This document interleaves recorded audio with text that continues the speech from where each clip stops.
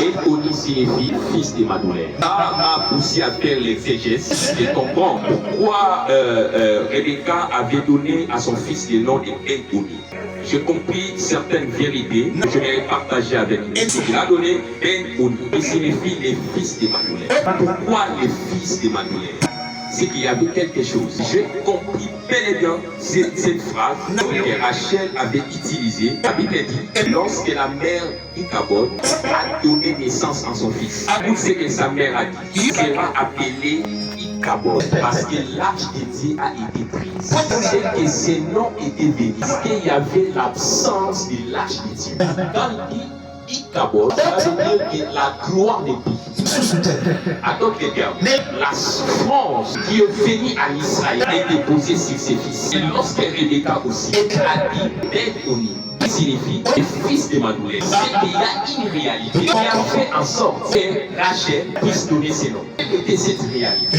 J'ai commencé à méditer. J'ai trouvé quelque part, lorsque Jacob et ses femmes priaient là-bas, Rachel avait pris les divinités de son père. Là-bas remarqua que ces dieux ne sont pas dans la maison. Lorsque là-bas racontait à Jacob, pour discuter avec Jacob, il dit encore, vous avez aussi pris mes dieux. Écoute Jacob, c'est que Jacob a dit, si tu trouves ton Dieu, la personne qui a pris ces dieux-là mourra. Donc Rachel a ramené les dieux de leur père.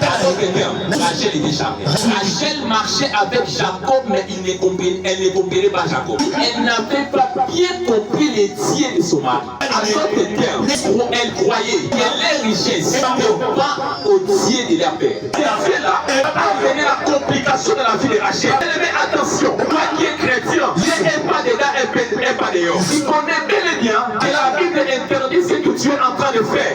Tu le fais pourquoi? Parce que tu n'as pas confiance au Dieu que tu sais. Toi, tu pratiques toujours les péchés. Tu ne crois pas que tu es comme Rachel. Les péchés dont tu conserves, tu réclameras demain. Rachel a amené un Dieu de son père. C'est pourquoi Rachel ne pourra pas vivre longtemps. Parce que Rachel avait déjà une maladie. Et lorsque Rachel, elle voulait mettre au monde. Et quand elle a mis au monde, elle a donné directement le nom de Ben-Oni, fils de Madoulet. Qu'est-ce que Benjamin a fait pour arrêter ces noms? Parce que c'est toi, Rachel, qui a commis ces péchés. Faites attention, bien les Seigneur. Que tu es en train de gérer et attraper tes enfants. Elle a donné à son fils le nom de Ben-Oni, fils de Madoulet. Écoute la réaction de Jacob. Il ne sera pas appelé Ben-Oni, mais il sera appelé Benjamin, le fils de la mère droite. Les 11 fils de Jacob, ce n'est pas Jacob qui les avait donné le nom, c'est Rachel et Léa. Mais quand il s'agit des fils qui étaient Benjamin, Jacob lui-même, qui avait donné le nom. Si ta famille t'a donné un nom, les dieux ce soir vont te changer ces noms-là. Ces noms-là, et sont pour tes malheurs dans ta vie, ces noms-là sera changé. Voilà pourquoi je ne pourrais dire, mes frères ont mérité de me faire dire, mais Dieu l'a changé à Jacob a dit, c'est le fils de ma droite. Celui qui est le fils de la droite, ça a une fertilité. Parce qu'il représente Jésus. C'est qu'un Benjamin avait Jésus. C'est pourquoi il ne pouvait pas avoir le bâton souverain. Pour commencer à diriger, il faudrait la personne qui était identifiée à prendre ses bâtons, à donner ça à Judas. Et cette personne est Sayoul. Sayoul est sorti à la maison de Benjamin. Il va prendre les bâtons souverains. Parce que Sayoul représente Jésus. Et donner ça à Judas. C'est la vie. Jésus aussi va venir. Amener aussi les bâtons. Et les donner à l'église. Amener aussi les bâtons. Et les donner à l'église. Jésus a venu deux fois. La première fois que Jésus a apparu, c'était lorsque Israël avait besoin de roi. Et ce roi-là était Benjamin. Benjamin était le fils de la mère droite. Benjamin était Jésus. Il faudrait que Benjamin soit venu en premier. Parce que Judas ne pouvait pas avoir les bâtons. Jacob a dit, celle que ne s'éloignera pas de toi. Si le bâton souverain a été jusqu'à ce que vienne le Shiloh. Voilà c'est que Judas, spirituellement, après le bâton, mais matériellement, il faudra avoir un Benjamin. Et c'est là où ça va Benjamin. Papa Molodo spirituel, là où ça a des moutons au fond, l'autre c'est la volée. Yes, sir. Je vois que ça va paix spirituel, je vois que ça va battre Dieu. Pour les lots. C'est là qu'il a la politique Benjamin Faza. Yes, sir.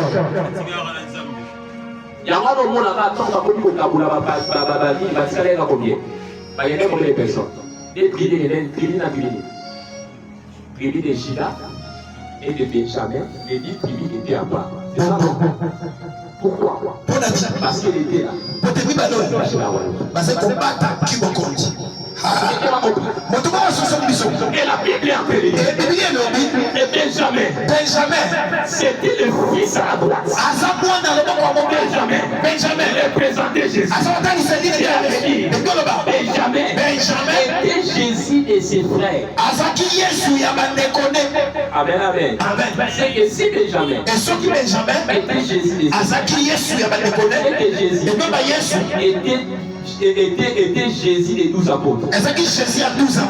Or, dans 12 apôtres, il faut que Judas puisse se retirer. Pour rester 11. Amen. Et dans les fils de Jacob, il faut que Dina puisse se retirer. Pour rester aussi 11.